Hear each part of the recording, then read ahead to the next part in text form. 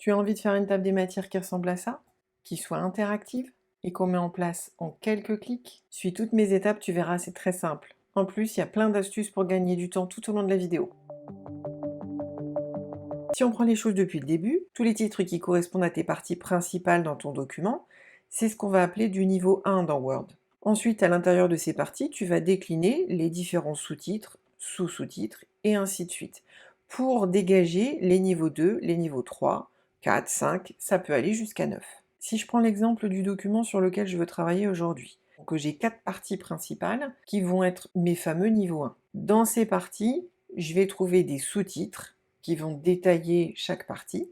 Ça va être mon niveau 2. À l'intérieur de certaines de ces parties, j'ai détaillé encore certains éléments. Donc ça va être du niveau 3. Et à l'intérieur encore de ces parties, j'ai fait du niveau 4. C'est à toi de parcourir ton document en fonction de comment tu l'as structuré pour repérer ces fameux niveaux hiérarchiques et les référencer dans Word. Alors comment on fait ça? On va utiliser les styles. Ok, mais c'est quoi les styles? C'est où? Pour trouver les styles, regarde en haut de ton écran, tu vas dans l'onglet Accueil, tu vois le groupe Style justement, avec les différentes vignettes qui s'y trouvent. C'est là-dedans qu'on va travailler. Donc tu es dans ton document, tu as repéré les différents niveaux de titres. Donc je suis dans Accueil, je vais sur mes petites vignettes de style, et je vais utiliser précisément titre 1, parce que justement je veux lui appliquer un niveau 1 à ce titre. Ouais, ok, la mise en forme est basique. Si tu veux, je te montre à la fin de cette vidéo une astuce pour mettre un coup de peps à tout ça en presque un seul clic. Là, on se concentre sur mes niveaux hiérarchiques et avoir cette fameuse table des matières. Et dans toutes les parties de ton document qui ont le même niveau, on va attribuer le même style. Donc c'est là qu'il faut parcourir son document pour repérer les différents niveaux hiérarchiques qu'on a mis en avant tout à l'heure. Type de préparation, c'est du titre 1. Voilà. À l'intérieur de Histoire, j'ai décliné en 3 sous-parties. Donc je vais sélectionner ces 3 sous-parties. Alors là, on peut le faire avec la touche CTRL. Je les sélectionne tous les 3 et je vais leur attribuer le style titre 2 parce que c'est du niveau 2. On va faire pareil pour la suite. Donc n'hésite pas à utiliser la touche CTRL pour faire une sélection qu'on appelle discontinue. Titre 2 parce que ça aussi c'est du niveau 2. Préparation simple et abrégée, c'est du niveau 2. Et c'est à partir de là que je commence à avoir des niveaux 3, voire 4. Donc les variantes, quand je vais utiliser titre 3, il y a titre 4 qui va s'afficher. Alors tu le vois peut-être pas tout de suite, ça va dépendre de la taille de ton écran, mais il ne faut pas hésiter à dérouler la petite liste des styles pour voir tout ce qui est proposé. Et je trouve mon fameux titre 4. Donc au passage, tu vois qu'il y en a plein d'autres des styles, on peut en utiliser. Je termine avec mon dernier niveau. Là, tu le sais pas encore, mais tu viens de faire le plus gros du travail. Maintenant qu'on a référencé nos différents niveaux hiérarchiques avec les styles, on va pouvoir créer cette fameuse table des matières. Donc j'imagine que tu veux insérer ta table des matières sur une page qui est un petit peu à part. On va lui faire un peu de place. Par exemple, on va se mettre à la fin du premier paragraphe. Je fais Entrée, et je vais faire tout de suite CTRL Entrée pour insérer un saut de page. Donc déjà, j'ai séparé ma page. Un petit conseil, c'est peut-être mieux pour voir la structure de ton document au départ de les visualiser, ces marques de paragraphe. Donc dans l'onglet Accueil, dans le groupe Paragraphe, il y a un bouton, on dirait un espèce de P à l'envers. Tu cliques dessus et ça va t'afficher ces fameuses marques, y compris les sauts de page. Donc ça peut être pratique. Et du coup, je me mets sur la marque de paragraphe juste avant mon saut de page, et je vais faire une ou deux fois Entrée pour que ma table des matières soit un petit peu séparée du reste. Maintenant, il reste une chose à faire. Tu vas sur l'onglet Références. Complètement à gauche, tu vas trouver un bouton Table des matières. Si tu veux de l'instantané, tu peux cliquer sur Table automatique. Quand tu cliques dedans, tu as des boutons en haut dans la barre grise pour gérer directement la table des matières. Donc un bouton pour choisir un autre modèle, supprimer la table des matières, la mettre à jour, ça on y reviendra juste après. Pour un document simple, ça suffit. Avantage, c'est fait en un clic. Inconvénient, tu peux pas choisir le nombre de niveaux hiérarchiques que tu veux afficher dans ta table. C'est 3 par défaut. Il y aura d'autres inconvénients si tu commences à faire de la mise en forme un peu complexe. La table des matières automatique risque de pas suivre. Juste après, je te montre comment faire une table des matières personnalisée. Tu vas voir, c'est quasiment aussi rapide. Voilà, donc celle-là, je la supprime et je reprends de zéro. Tu es toujours dans l'onglet Références, le bouton Table des matières à gauche, et cette fois, tu vas tout en bas de la liste sur Table des matières personnalisées.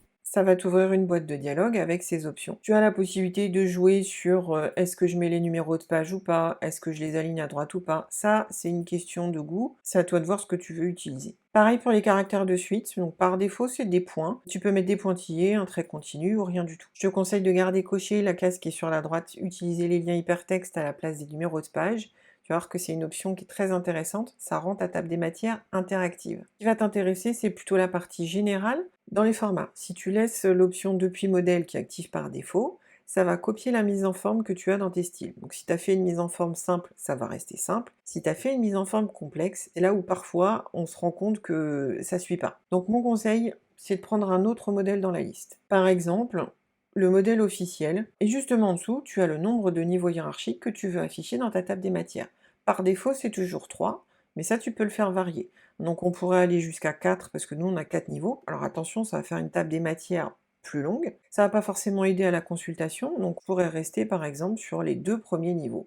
On va tester comme ça. Je clique sur OK, et j'ai ma table des matières. Alors ça s'arrête pas là, parce que la table des matières, elle a des gros avantages.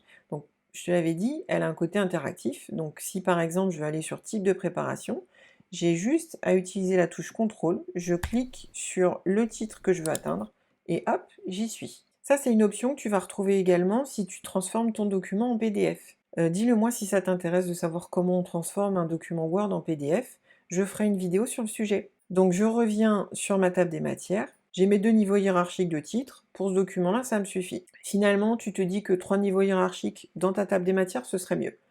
Pas de problème, on va changer ça. Tu cliques dans ta table des matières, toujours l'onglet références, le bouton table des matières à gauche, tu retournes sur table des matières personnalisées, et on change juste afficher les niveaux sur 3. Quand je vais cliquer sur OK, il va me demander si je veux remplacer cette table des matières. Ouais, c'est-à-dire qu'il comprend qu'il y en a déjà une qui est présente, et il te propose de la remplacer, ce qui est plutôt logique. Si tu as mis beaucoup de titres avec 3 niveaux, ça peut être intéressant. Là, je trouve que c'est pas forcément intéressant d'avoir ces 2 petits titres de niveau 3 qui apparaissent dans la table des matières, donc j'aurais pu rester sur 2 niveaux hiérarchiques, ça suffisait. C'est toujours toi qui décides à la fin, hein. C'est toi qui décides comment tu veux qu'on puisse consulter ton document. Une chose très importante à retenir, si tu modifies ton document après avoir inséré ta table des matières, il faudra penser à la mettre à jour. Exemple typique, je corrige un titre. Au lieu de premier temps, je mets les premiers temps. Si je reviens dans ma table des matières, pour l'instant, c'est pas corrigé. Autre exemple, tu rajoutes du texte ou tu décides de décaler un titre sur une autre page. Là, par exemple, avant équipement, je mets un saut de page. Donc équipement qui était en page 2 se retrouve en page 3.